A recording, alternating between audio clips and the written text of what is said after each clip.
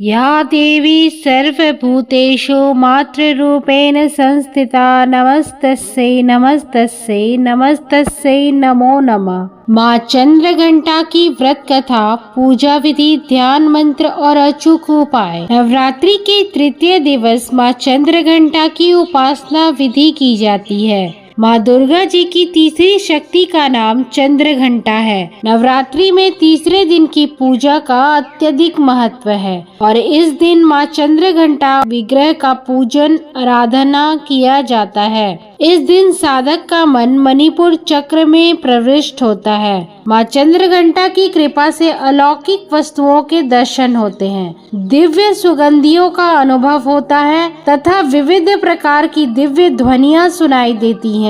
ये क्षण साधक के लिए अत्यंत सावधान रहने के लिए होता है। माँ का यह स्वरूप परम शांतिदायक और कल्याणकारी है। इनके मस्तक में घंटे के आकार का अर्धचंद्र है, इसी कारण से इन्हें चंद्र घंटा देवी कहा जाता है। इनके शरीर का रंग स्वर्ण के समान चमकीला है। इनके 10 हाथ हैं। इनके 10 हाथों में खड्ग आदि शस्त्र तथा बाण आदि अस्त्र विभूषित है। इनका वाहन सिंह है। इनकी मुद्रा युद्ध के लिए उद्यत रहने की होती है। माँ चंद्रघंटा की कृपा से साधक के समस्त पाप और बाधाएं विनिष्ट हो जाती हैं। इनकी आराधना सदा फलदायी है। माँ भक्तों के कष्ट का निवारण शीघ्र ही कर देती है। इनका उपासक सिंह की तरह पराक्रमी और निर्भय हो जाता है। इनके घंटे की ध्वनि सदा अपने भक्तों को प्रेत बाधा से रक्षा करती है। इनका ध्यान करते ही शरणागत की रक्षा के लिए इस घंटे की ध्वनि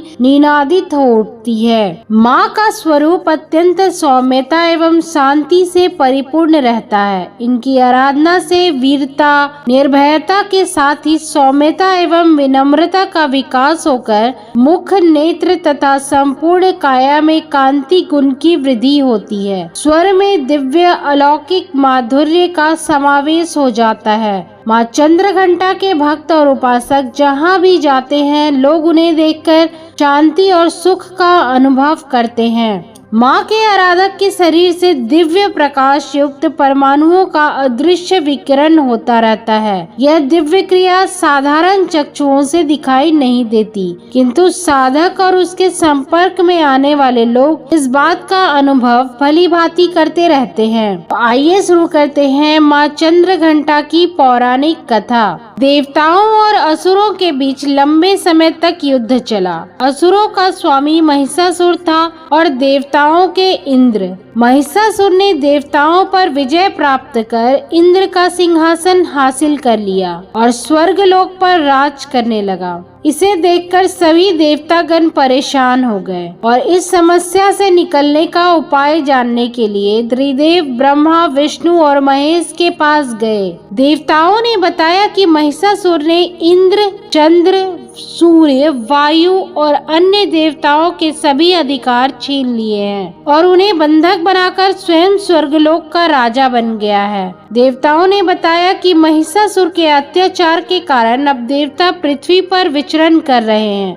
और स्वर्ग में उनके लिए स्थान नहीं है। यह सुनकर ब्रह्मा, विष्णु और भगवान शंकर को अत्यधिक क्रोध आया। क्रोध के कारण तीनों के मुख से ऊर्जा उत्पन्न हुई। देवगणों के शरीर से निकली ऊर्जा भी उस ऊर्जा से जाकर मिल गई। यह दिशों दिशाओं में व्याप्त होने लगी। तभी वहाँ एक देवी का अवतरण हुआ। भगवान शंकर ने देवी को त्रिशूल और भगवान विष्णु ने चक्र प्रदान किया। इसी प्रकार अन्य देवी देवताओं ने भी माता के हाथों में अस्त्र शस्त्र सजा दिए। इंद्र ने भी अपना वज्र और ऐरावत हाथी से उतारकर एक घंटा दिया। सूर्य ने अपना तेज और तलवार दिया और सवारी के लिए शेर दिया। देवी अब महिषासुर से युद्ध करने के लिए पूरी तरह से तैयार थी। उनका विशालकाय रूप देखकर महिषासुर यह समझ गया कि अब उसका काल आ गया है। महिषासुर ने अपनी सेना को देवी पर हमला करने को कहा। अन्य दैत्य और दानव के दल भी युद्ध में कूद पड़े। देवी ने एक ही झटके में दानवों का संहार कर दिया। इस युद्ध में महिषासुर तो मारा गया, साथ में अन्य बड़े दानवों और राक्षसों का संहार माँ ने कर दिया। इस तरह माँ ने सभी देवताओं को असुरों से अभय दान दिलाया। माँ चंद्र घंटा का उपासना मंत्र एवं विधि।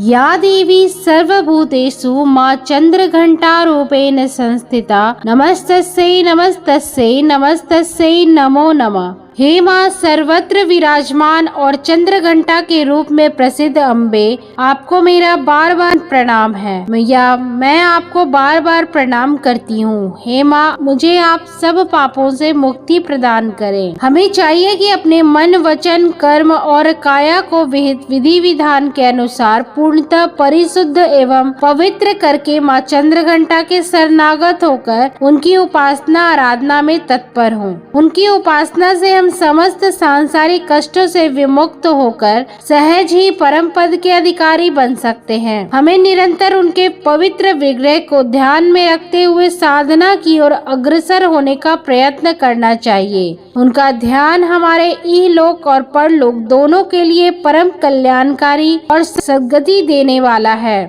प्रत्येक सर्वसाधारण के लिए आराधना योग्य यह श्लोक सरल और स्पष्ट है। माँ जगदम्बे की भक्ति पाने के लिए इसे कंठस्थ कर नवरात्रि में तृतीय दिन इसका जाप करना चाहिए। इस दिन सांवली रंग की ऐसी विवाहित महिला जिसके चेहरे पे तेज हो को बुलाकर उनका पूजन करना चाहिए। भोजन में दही और हलवा खिलाएं। भेंट में कलश और मंदिर की घंटी भेंट करनी चाहिए। माँ चंद्र घंटा का ध्यान मंत्र। वंदे वांछित लाभाय चंद्रार्कृत शेखराम सिंहरूढ़ा चंद्र घंटा यशस्विनीम। माँ चंद्र घंटा को तीसरे दिन खीर का भोग लगाए। माँ चंद्र घंटा को दूध और उससे बनी चीजों का भोग लगाया जाता है। माना जाता है कि इन चीजों का दान करने से माँ चंद्र घंटा खुश होती है और व्यक्ति की सभी दुखों का नाश करती है। आइए जानते हैं नवरात्रि के तीसरे दिन का अचूक उपाय। कर्ज से मुक्ति के उपाय। नवरात्र के तीसरे दिन कर्ज से मुक्ति के लिए आप उपाय कर सकते हैं। संपूर्ण प्रयासों के बावजूद भी ऋण से पीछा नहीं छूट रहा हो तो 108 गुलाब के पुष्प ओम